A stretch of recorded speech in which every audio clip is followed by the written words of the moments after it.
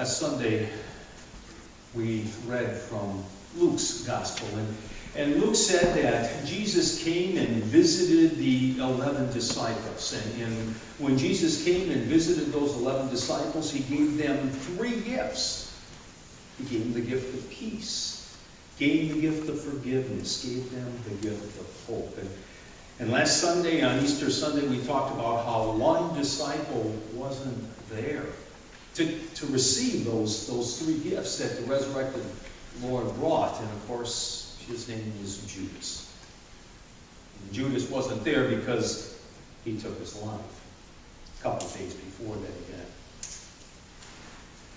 Now, if we read in John's Gospel, John says that Jesus appeared to his disciples 2 more times after that initial appearance that was recorded by Luke.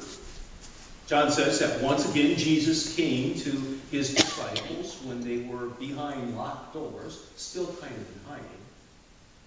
And then John says Jesus appeared to about half of his disciples as they took a break and they went fishing out in the Sea of Galilee.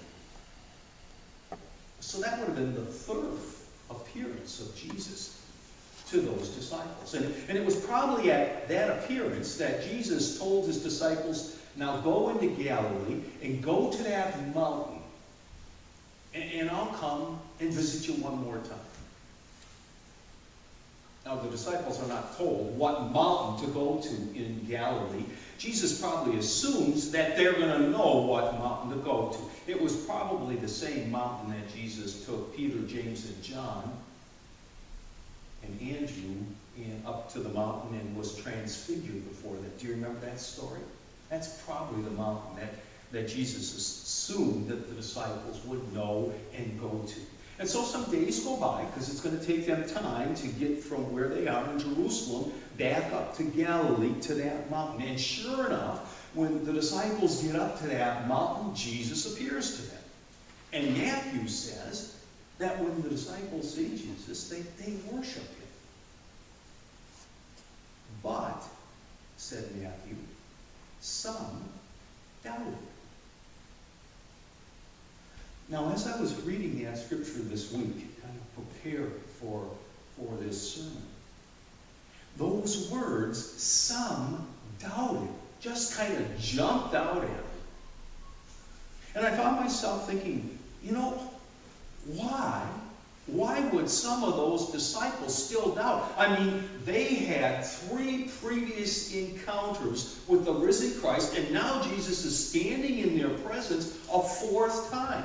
Surely 4 visits with Jesus should have been enough to convince the greatest skeptic that indeed Jesus had risen from the dead. So why would some doubt? It just didn't make sense to me that any of the disciples would doubt Jesus' appearance to them.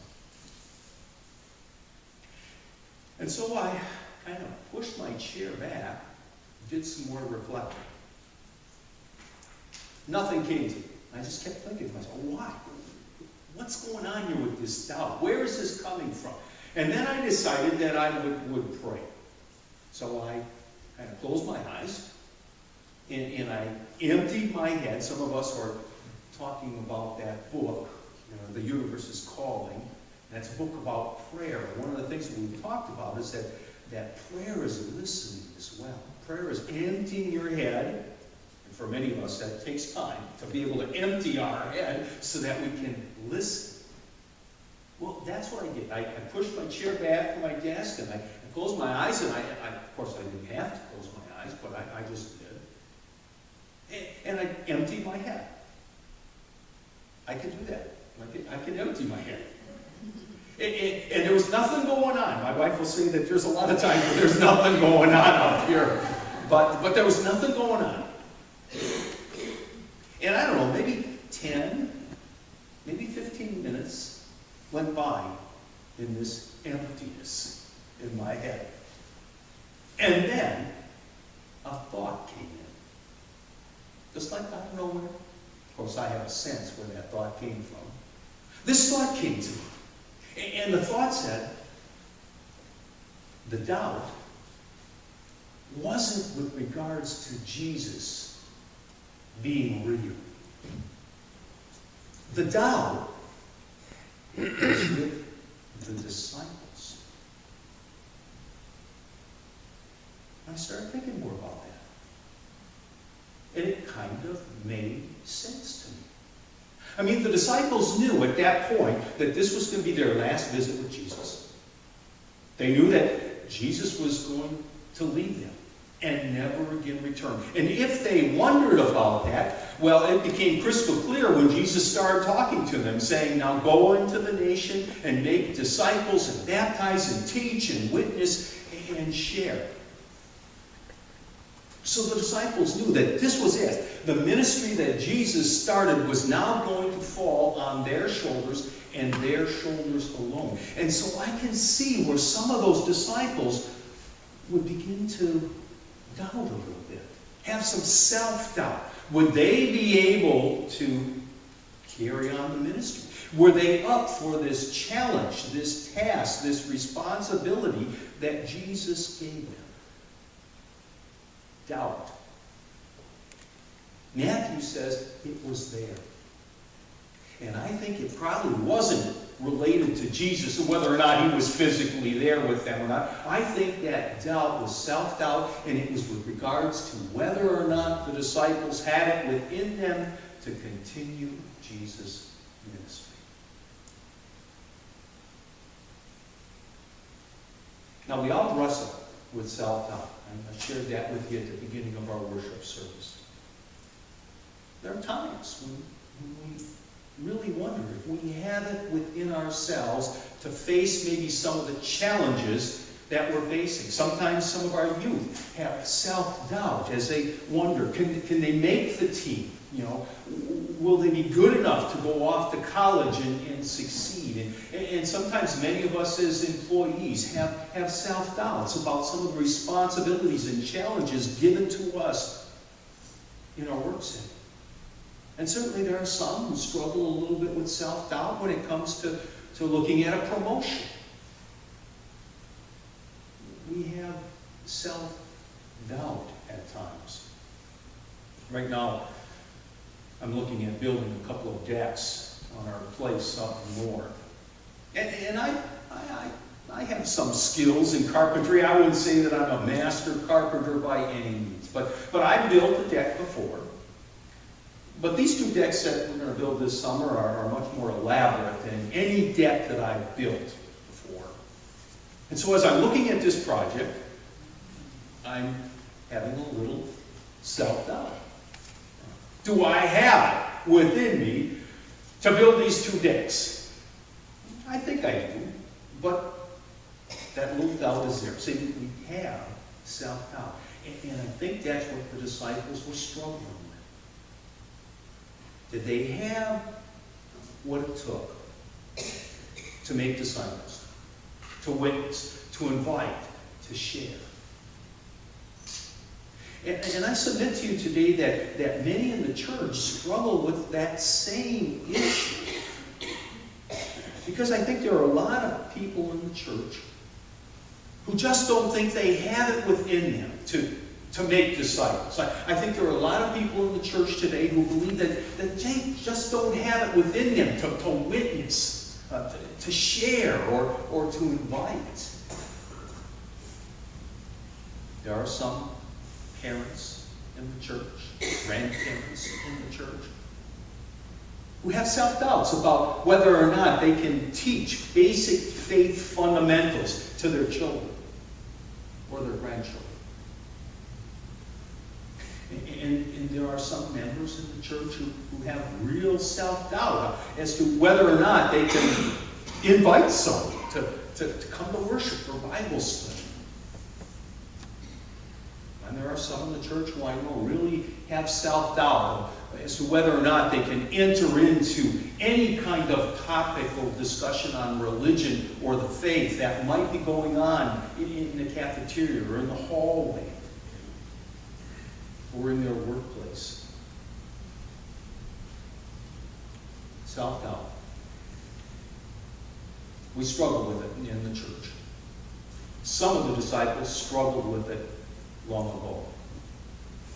But the good news is that those disciples, to the man, overcame their self-doubts. And they did exactly what Jesus asked of them. They went out, they made disciples. They invited, they witnessed, they shared. Again, remember, most of these disciples were uneducated. They were not biblically literate. They didn't have a theological degree. There was probably one disciple who was fairly scholarly, and that was Thaddeus, or Bartholomew. He has two knees. We know he had some scholarly background, but he was the only one.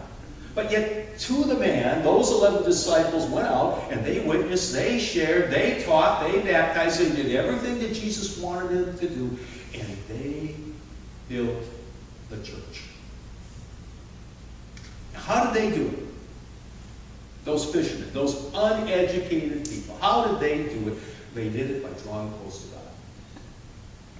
That's how they did it. They overcame their self-doubt because they drew close to God in prayer and worship, and I think in Scripture reading. And if we struggle with self-doubt, with regards to making disciples, with regards to witnessing and sharing and teaching, I think we too can overcome those self-doubts by drawing close to God. That's how the disciples did it. It worked for them. It should work for us as well.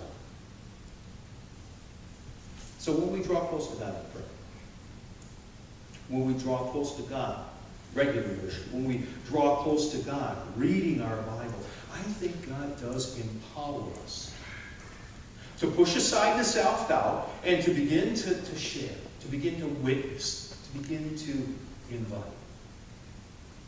When I think back over the churches that I served as a pastor, in every congregation I can think of about 3 or 4 individuals in that congregation who really stood out in their ability to make disciples, to witness, to invite, to share. In every church I can think of 4 or 5 people who had that ability.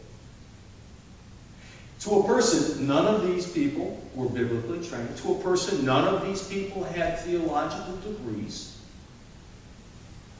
But what set them apart was they walked closely with God. That's what set them apart. They walked closely with God. And I'm convinced that their close walk with God enabled them then to overcome their self-doubt and begin to preach and teach and share and invite. In the church that I served in Wausau, there was a couple named Bram and Sherry. They were in their early 30s when I was there as their pastor. They had 3 young kids. Neither Bram or Sherry had a college degree. Bram worked for a furniture company. He delivered furniture to people who bought furniture from the store. That was his job. Sherry worked for the Salvation Army. I'm not really quite sure what she did there, but I know she wasn't in a leadership kind of position. Average people, average blue-collar jobs. But Bram and Sherry had this heart for people, and they had this heart to make disciples.